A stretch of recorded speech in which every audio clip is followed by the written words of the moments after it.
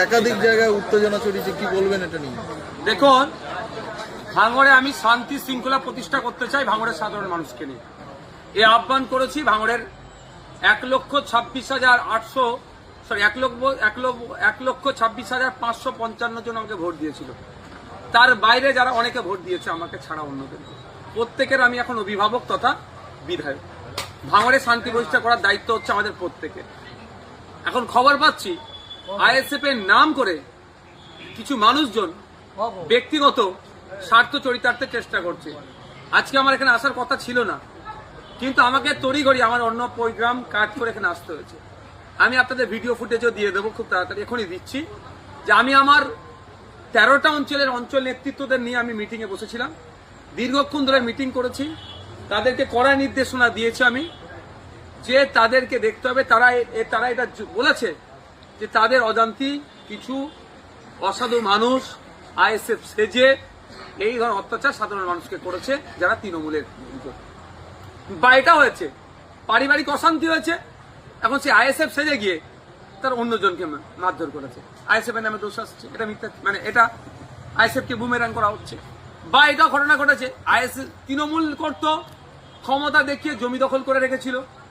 এখন রাতারাতি সেই লোকটাই যার জমি গিয়েছিল সেও তৃণমূল করতো, কিন্তু এখন সে রাতারাতি আইএসএফ সেজে ওই জমিটা উদ্ধার করতে যাচ্ছে, ফলে একটা ট্যাসেল হচ্ছে, সে আইএসএফ নাকি জমি দখল করতে যাচ্ছে। এই ধরনের একটা অপপ্রচার চলছে। আমি দায়িত্বহীন ভাষায় বলছি, আমি ভাঙড়ের ভোটারদের ভোটে নির্বাচিত হয়েছি আইএসএফ এর কর্মী সমর্থক বামেদের সহযোগিতা নিয়ে।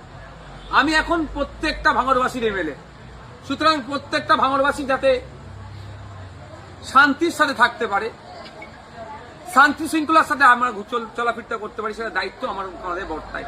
তাই আপনাদের বলবো, আপনাদের মাধ্যমে সাধারণ মানুষের কাছে, কারো পারিবারিক হোক বা সামাজিক হোক কোনো অশান্তি যদি হয়, যদি আইএসএফ এর কোনো নেতৃত্ব যুক্ত থাকে, সরাসরি আমাদেরকে জানাতে পারেন। তার বিরুদ্ধে কি ব্যবস্থা নিয়ে আপনারা দেখবেন। আজকে আমি যতক্ষণ পর্যন্ত ঘুমাচ্ছিলাম, তারপরে ঘুম ভাঙার পরেই ভাঙড়ের একাধিক মানুষজন আমাকে, অনেক সাংবাদিক বন্ধুরা ফোন করেছিল সে বিষয়টা নিয়ে। সাথে সাথে আমি আমার অ্যাডমিনকে দিয়ে ভাঙড়ের একাধিক জায়গার মানুষজনকে আমার ফোন অ্যাটেন্ড থেকে শুরু করে আমার নাম্বার আমি শেয়ার করে দিয়েছি, যে কোনো ইনসিডেন্ট যদি ঘটে আমাকে ফোন করুন, আমি তৎক্ষণিক সেটাকে করবো। অনেকে ফোন করেছে, তবে এটাও আপনাদের বলছি, ফোন করে হাউ করছে, বাড়ি ভাঙচুর করে দিয়েছে। আমি বলছি একটা বাড়ি ভাঙার ছবি আমাদের অন্তত পাঠান, আর কে ভেঙেছে। পরে দেখছি বাড়ির ছবি দেয়নি, একটা কলা গাছে দেখে ভেঙে আছে তার ছবি দিচ্ছে। এই ধরনেরও না অপপ্রচার হয়ে যায়, গুজব না হয়, অনুরোধ এটাও আমি করব। ভাঙড়কে শান্তিতে রাখা, ভাঙড়ের সম্মান রক্ষার দায়িত্ব প্রত্যেকেরই, তাই প্রত্যেককে আমাদের এগিয়ে আসতে হবে। আমি পরিশেষে আবারও বলছি, যদি আইএসএফ এর কোনো ছেলে কোনো মানুষের উপর আক্রমণ করে, আমাদেরকে উপযুক্ত প্রমাণ সহকারে দেবেন, সে পার্টির মধ্যে থাকবে না। এটা আমি জোর গলায় বলছি মিডিয়ার মাধ্যমে। আমি ভাঙড়ে হিংসা করতে চাই না, ভাঙড়ে শান্তি প্রতিষ্ঠা করতে চাই। তবে একটা কথা বলি, আজকে যে ঠিক এর উল্টো হতো, সারা রাজ্যে তৃণমূলময়, ভাঙড়ে তৃণমূল জিতেছে, তাহলে কি হতো? এতক্ষণ 20-50টা লাশ আইএসএফ এর ছেলেদের ফেলে দিত, কিন্তু আমাদের আইএসএফ এর ছেলেরা যথেষ্ট সংযত, ওই হিংসা করেনি। গতবারে নির্বাচনে 2021-এ আপনারাই দেখিয়েছেন পোস্টপল ভায়োলেন্স কি হয়েছে। ক্যানিং পূর্বে ওই শওকত সাহেব নোটোরিয়াস ক্রিমিনাল যে আখ্যাটা কেন পেল? বাড়ি ভাঙে, বাড়ি তো ভাঙচুর করেছে, মাটি তুলে ওখানে পুকুর বানিয়ে দিয়েছে। আমরা কিন্তু হিংসা করিনি, ওই আর করবো না। হিংসা দিয়ে হিংসাকে জয় করা যায় না। রাজ্য জুড়ে আপনিও তো ভোটের আগে প্রচার করেছিলেন, কি মনে হচ্ছে তৃণমূলের এত ভরাডুবির কারণ কি?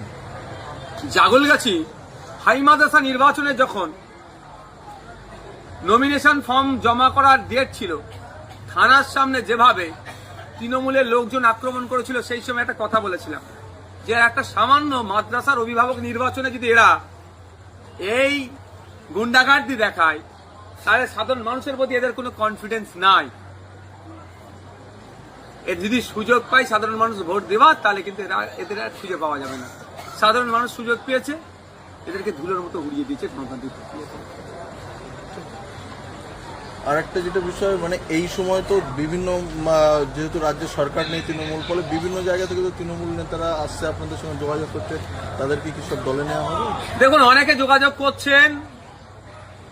আমি এতটুকু কথা বলতে পারি যে আমরা দলে নেওয়ার ক্ষেত্রে বিবেচনা করব তার ব্যক্তিত্ব, তার পাস্ট রেকর্ড, কতটা কি করেছেন, দুর্নীতি যুক্ত না দুর্নীতি মুক্ত, এইসবগুলো বিবেচনা করে অবশ্যই আমরা যারা যদি আইএসএফ এর আদর্শ মেনে আইএসএফ এর ছায়াতলে থেকে হিংসা মুক্ত সমাজ ব্যবস্থা গড়ার যে আমাদের লক্ষ্য, সেই সমাজ ব্যবস্থা গড়তে যদি আইএসএফ পরিবারে আসতে চাই, নিশ্চিতভাবে এটুকু বলে রাখি পজিটিভ আমাদের দিক থাকছে।